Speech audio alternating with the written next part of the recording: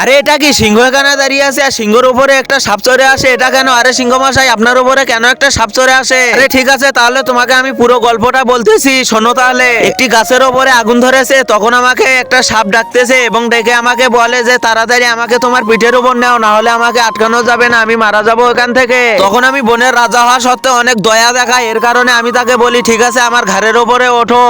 তারপর সে সাপটি আমার ঘাড়ের উপরে ওঠে, কিন্তু তখন থেকে আমার ঘাট থেকে আর নামতেছে না।